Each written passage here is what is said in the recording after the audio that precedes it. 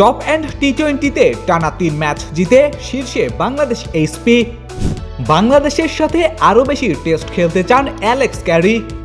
Asia কাপের photo session শেষে জ্যোতি জানালেন ফাইনালে খেলতে চায় বাংলাদেশ। 1.5 দিনের টেস্ট শেষ হলেও ম্যাকাইয়ের পিচ পাচ্ছে ভেরি গুড রেটিং। মাঠে মাথা ঠোকাঠুকি করে শাস্তি পেলেন জয়সওয়াল। দ্বিতীয় দিন শেষে শক্ত অবস্থানে ভারত। সারাদিনে ঘটে যাওয়া ক্রিকেটের দেশি বিদেশি খবরগুলো এক নজরে দেখে নেওয়া যাক।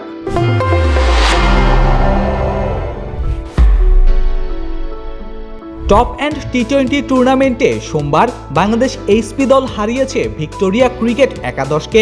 132 রানের জবাবে 16 বল ও 5 উইকেট হাতে রেখে জয় তুলে নেয় টাইগাররা। 33 বলে অপরাজিত 51 রান করেন শামীম পাটোয়ারি। টানা 3 ম্যাচ জিতে পয়েন্ট টেবিলের শীর্ষে অবস্থান করছেন শুক্কুরের দল। সদ্য সমাপ্ত সিরিজের পর বাংলাদেশের বিপক্ষে আরও বেশি টেস্ট সিরিজ খেলতে আগ্রহ প্রকাশ করেছেন অ্যালেক্স ক্যারি।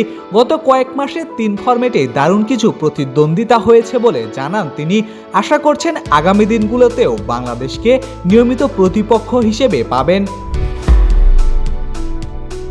এশিয়া কাপ খেলতে আরব আমিরাত উড়াল দেওয়ার আগে সোমবার মিরপুরে সম্পন্ন হয়েছে নারী দলের অফিসিয়াল ফটো সেশন। অধিনায়ক জ্যোতি জানিয়েছেন সেমিফাইনালের বাধা টপকে ফাইনালে খেলতে চায় বাংলাদেশ। আগামী 31 আগস্ট মাঠে নামবে বাঘিনীরা। ম্যাকাই টেস্ট শেষ হয়েছে মাত্র 2 দিনে। 125 ওভারে শেষ 30 উইকেট। তবুও সেই পিচ পাচ্ছে আইসিসির সর্বোচ্চ very good rating. Great reef অ্যারেনার ম্যাচ রেফারি রিচার্ডসন পিচের মূল্যায়নে আইসিসির কাছে ভেরি গুড হিসেবেই সুপারিশ করেছেন।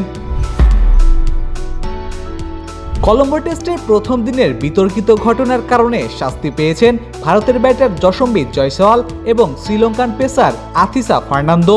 ম্যাচ ফির 25% জরিমানার পাশাপাশি তাদের নামে যোগ হয়েছে একটি করে ডিমোরিট পয়েন্ট। দ্বিতীয় দিন শেষে 495 রানে এগিয়ে আছে ভারত। ফেসবুক, টুইটার, ইউটিউব সহ সামাজিক যোগাযোগ মাধ্যমে আমাদের ফলো করুন। ক্রিকেট দুনিয়ার সকল খবর সবার আগে পেতে ভিজিট করুন www.dailycricket.com.bd।